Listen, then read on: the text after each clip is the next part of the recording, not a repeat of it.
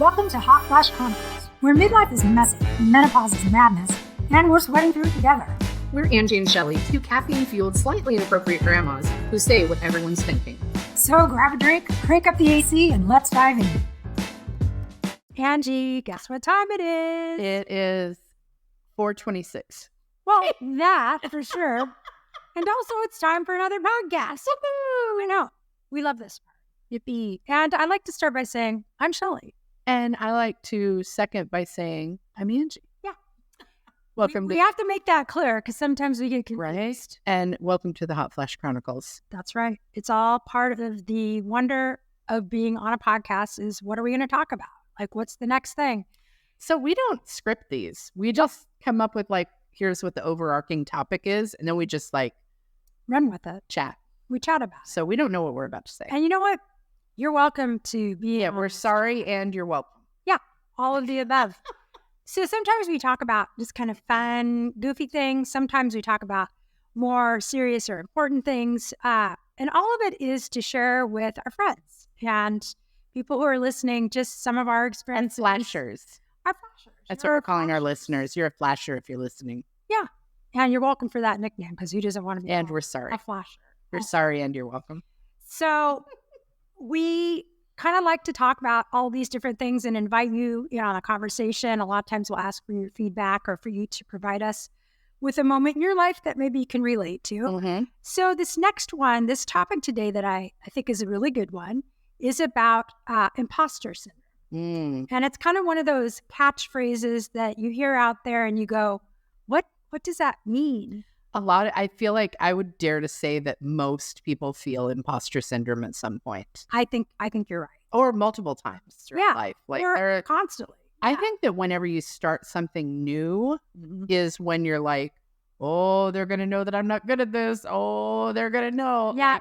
And then you worry about how people are perceiving you. Like, are you good enough at the thing that you're claiming that you do?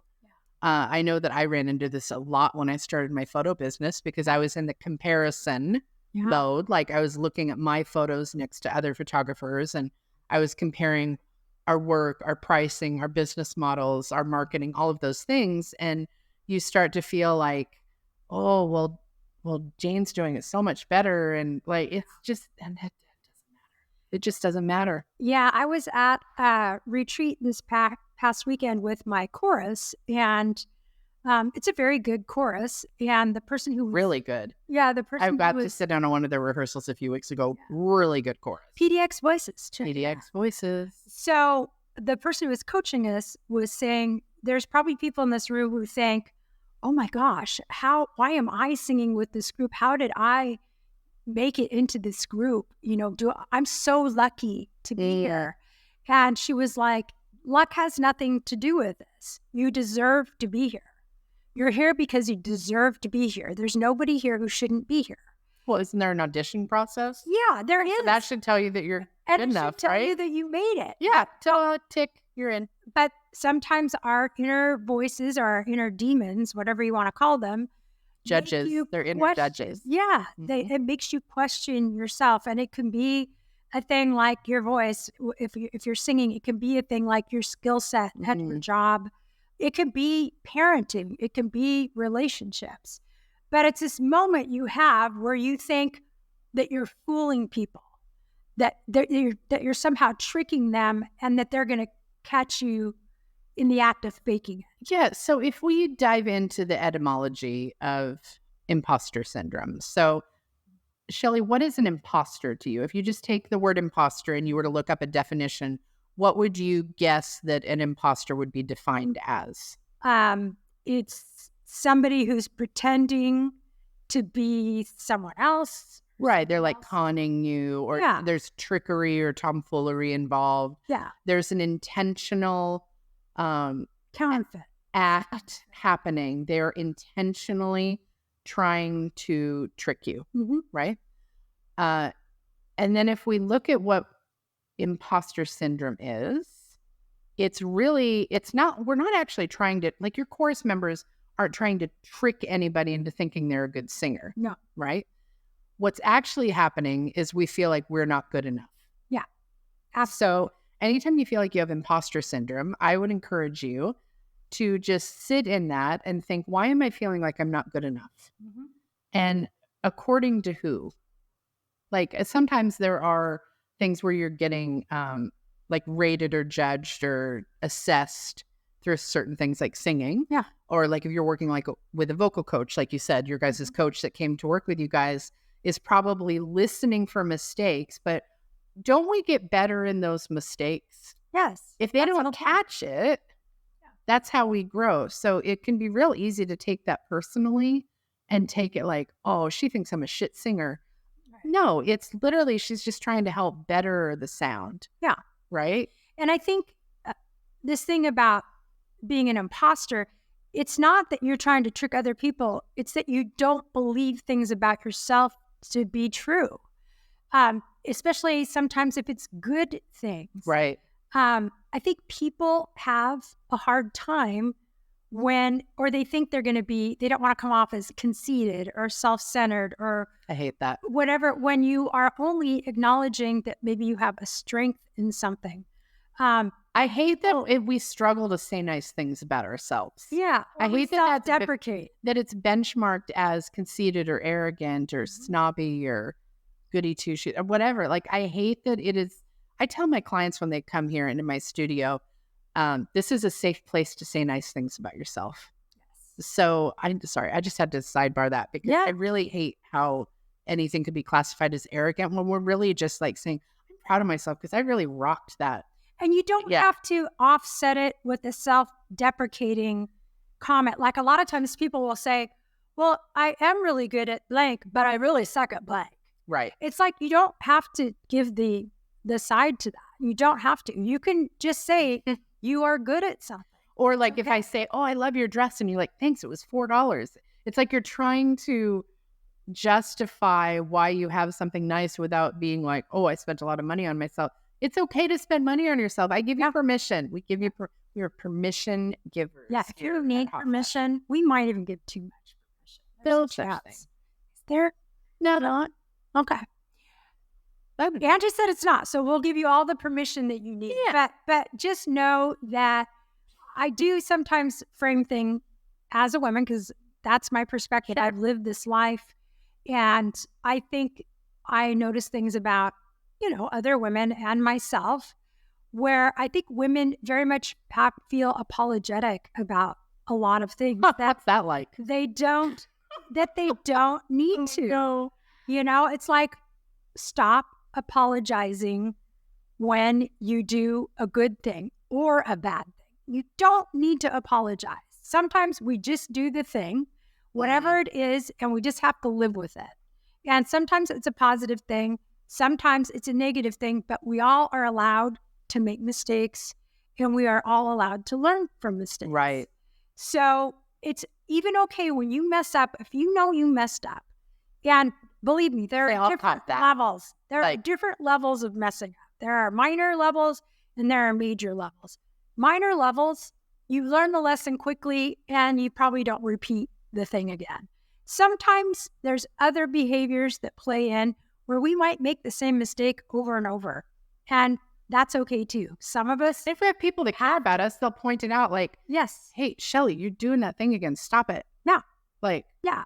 Especially when it can be sometimes a harmful thing. Sometimes we have emotional situations or we have mental health issues that are out of our control that might make us loop certain behaviors.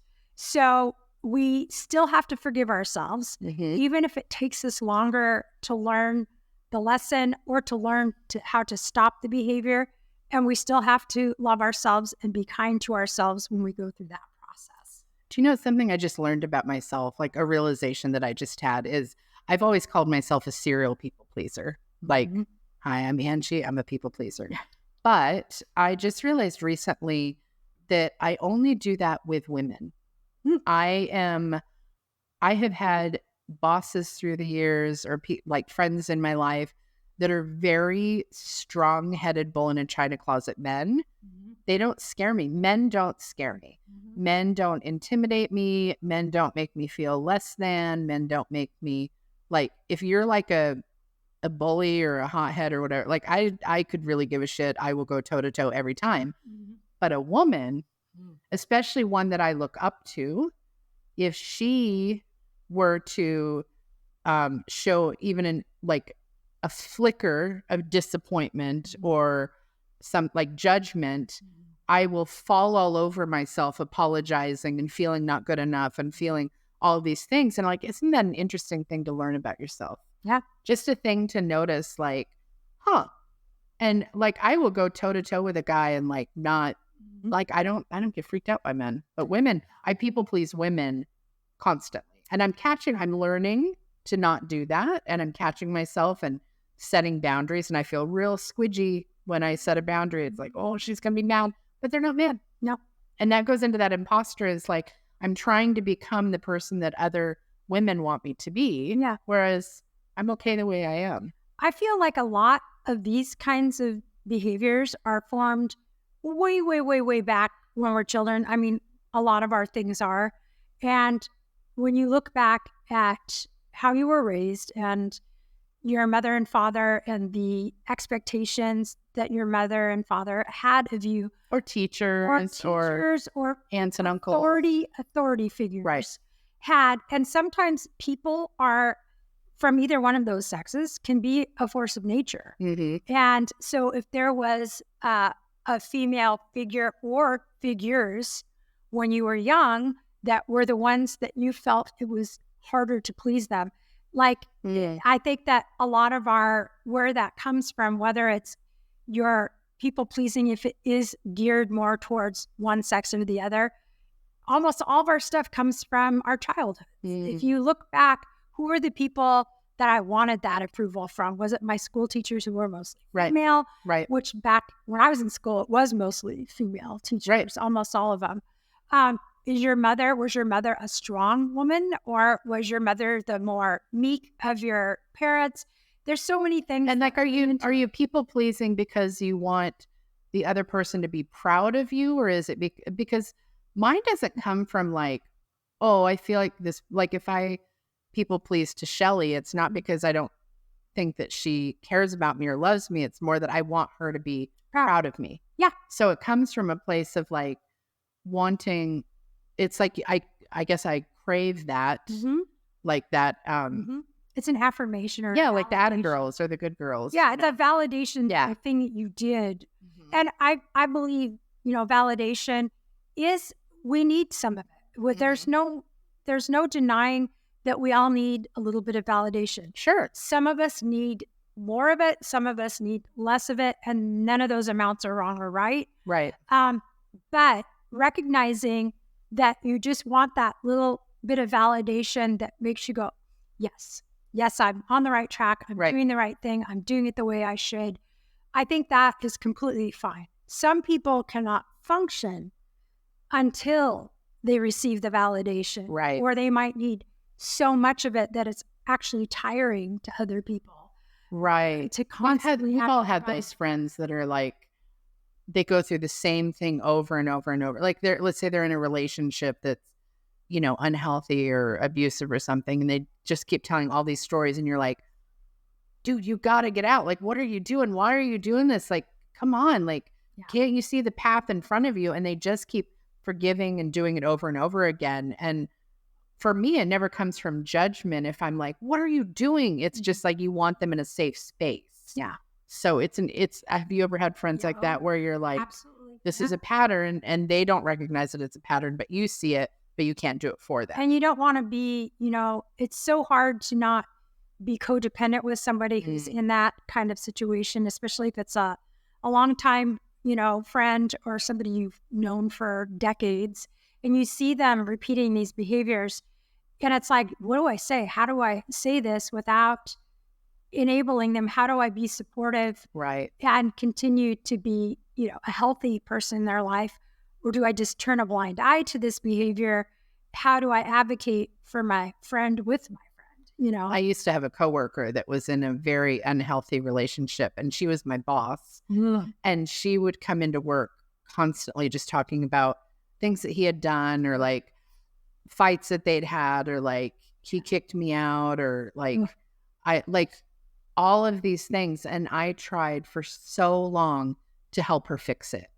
And I would be the knight in shining armor. I was like, you got this. Like, all you got to do is this. And I would help her lay out the steps and like, here are all of the resources available. And you can't like, here are all the things that you can do. And you're not stuck. Like it's always, and she just kept allowing it. And I would sit and get so frustrated. And I'm like, what are you doing? But that was her life. That was her journey. Yep. So there's no, like, I wasn't ever judgy. It was just like, you can't always write it for you someone. see somebody stuck in a loop. Right. There's some people you're going to be able to help and some people you can't. And then when you realize you can't, you have to figure out, how do I remain a supportive friend for this person, or can I not? Right. Like maybe I'm not good for them either if I'm not going to. Well, and everybody else thought that she was in this great relationship. So it was like, in that way, it kind of was being an imposter because she was like putting out this like picket fence storyline, but those of us who had seen behind the fence. So that's more of like and I don't think she was again, that goes to the intentionality. Yeah. I think that she was just trying to convince herself. Right. Kind of a thing, right? Yeah. And this whole thing about, imposter syndrome, and really on the flip side of that is your self-acceptance. Like, sometimes. What a beautiful world to live in that, right? Yeah. Sometimes it's really beautiful. I'm, going to be 60 this summer in July. And there are times when I wake up and I think, oh my gosh, I've had a full career. I've raised 2 adults successfully.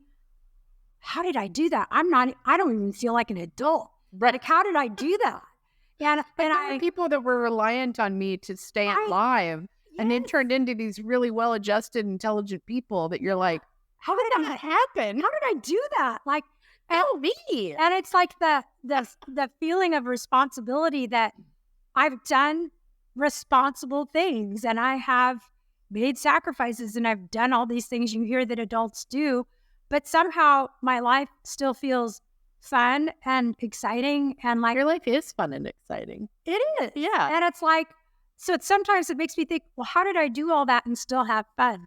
Well, because when I look back on it, there were times when I wasn't having fun. There was times when my nose was to the grindstone and I did focus down and make some sacrifices, and they all paid off. So it's all been worth it. So those are the hills and valleys of life, though. You're not like, it's pretty rare that you're like way up here all the time. Like everybody has dips and inclines. And the thing that I like to say is, don't compare your day-to-day life to somebody else's highlight reel. Like if you're looking at social media and you see all these like beautifully edited photos, or the reels like properly produced and all of this stuff is like really polished and pretty, and you're just like a shit show over in your corner going, I don't think I have 2 shoes that match. Yeah. And how are they doing all of this so perfectly? You're not seeing all of their takes that didn't make the cutting room floor, right? Like we're not seeing. That is curated. That is curated content that you cannot compare yourself to, because comparison is the thief of joy. Yes. Period. Full stop. Comparison is the thief of joy. Absolutely. And stop it. There's a couple things you can be guaranteed of. And that is, I can guarantee you there are happy days ahead for you. And I can guarantee you that there are sad days ahead for you. And that is the peaks and valleys. That is the guarantee in life, is you're going to get experience all the ups and the downs. And it sounds scary, but it's how you grow and it's how you learn to appreciate when things are good. I love that. And so it's okay if every day you don't feel like an adult. Yeah. I don't want to feel like an adult. Sometimes I am impostering being like reasonable and responsible adult. Yeah. Sometimes I am being an imposter, and that's okay, because I just don't feel like adulting. And that's okay. Like, sit in your jammies and it's okay to have balance. It's okay to have days when you're killing it, and it's okay to have days when you're not killing it at all. And that's the other part, is there's a lot of imperfection about ourselves that we have to learn to accept. Absolutely. And when you can get to the point where you're able to say, here I am, this is me, and here's all my warts. Yep. Take it or leave it. That's where you're finally really at the good place is when you recognize that it's absolutely okay. You can still be successful and you can still be happy. You can still do all the things imperfectly. There's a freedom in that. Yeah. That is like second to none. And what I love is like there's this journey that even when we think that we're close to arriving, understanding how things work, a whole bunch of other stuff opens up and you're like, what's all this? And like, I just got a letter from AARP. I'm like, what the fuck is this? Why are you writing me? Am I about to get a senior discount? You are in their glory. Dude, I am barely responsible enough to like do anything. I got 10% off my oil change at Jiffy Lube. Did you? Yeah, See, I I love did. that, but I don't love it. I learned to love it. Yeah. When I see that I'm saving some money, I'm okay with it. I mean, each little obstacle is like, oh, that felt a little, I didn't love that. I didn't have that feeling like, oh, how dare you, first of all, but also dare you thank you. acknowledge my real age. But also thank you. Thank you for the discount, Ross, on Tuesdays. Ross on Tuesdays? Yeah. Is it 55 that you start getting stuff? Yeah. Okay. It is. So I have a few years. Yeah. A little Fine. bit.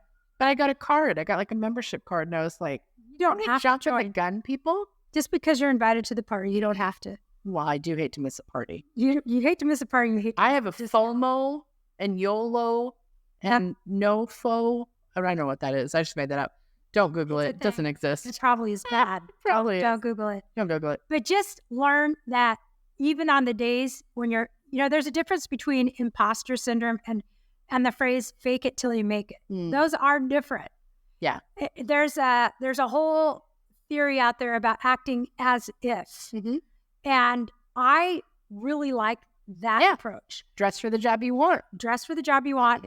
Act Absolutely. as if you're someone who's going to get a promotion. And this is the job I want, which is why I'm wearing a Hot Flash Chronicles t-shirt for those of you watching at home. That's If you're listening, Yeah. we have t-shirts on that are branded with our new They're super cute. logo. We do say so ourselves, and we will. So if you're listening, you should also go find us on YouTube. That is a perfect segue. My goodness. Look at me. It was almost like I scripted it. I did not. That was We don't totally... script anything, as you can tell. Nah. As you Because we didn't even stay on topic very much this time. That's okay. You guys loved it. We wandered back. We wandered. We're meandering. We're meandering, and we're still hitting all the things. We are. So, in conclusion, let's do our rapid fire questions. Oh my gosh. Okay. So we're going to ask me one I just asked. 2 each. We're going to do 2 each. I'll go first. Okay. Okay. What is your favorite summertime soup? Ooh, summertime. The first thing that popped into my head was that lemon orzo. It's a Greek. It's very light, but it's got that lemony. Yeah. That is delicious. That sounds divine. Yeah. And what color is the perfect kitten? Calico. I want all the colors. I love that. I want all Rainbow the kitty. colors. I love the it. rainbow kitty. Yes. Okay, your turn. Okay. If you're going to have a sweet treat, is it like a bakery item or is it a candy? And if so, which one? Yes and yes. Bakery item, it's probably going to be like a cinnamon roll or a cookie, hot chocolate chip cookie. Final answer, hot chocolate chip cookie. Ooh. Candy, sure, I love candy. Hot chocolate chip cookie right out of the oven. Ooh. Okay. Full stop. All right. I'm backing that in. I'm loving that. Okay. Good. Okay. Now I want a cookie. Damn it. Yeah, me too. We're easily distracted. Okay. Rapid fire question. Number two. Number two. If you could have any color of eyes other than the one you were born with, what color would your eyes be? Do they have to be naturally occurring in nature? No, you can have any color you want. Purple. Ooh. Like lavender. I saw somebody with lavender contacts once. Yeah. And it was like hypnotizing. Ooh, I love that. They were dark skinned and I was like, I think I just fell in love with you. And it's just contacts. I should look for more than that. No, you don't have to. Okay. It's your life. Do what you want. Thank you. You guys, thank you so much for joining us here today on this wonderful and amazing Tell Your Friends About It podcast. It means the world to us that you listen. We know there are lots of things that you could spend your time doing or listening to. It means the world that you listen to us. So thank you for that. Feel free to hit subscribe, share it with your friends, check us out on socials, all the things. Oh, look at us. Whoa, not scripted. Not scripted. Whoop, did it twice. Okay. And with that, we bid you adieu. Adieu. That's a wrap on this episode. If you laughed, related, or just need more, hit subscribe. Check out the show notes to find us on socials and YouTube, and join our Patreon for exclusive extras. And remember, We're still hot, just in flashes.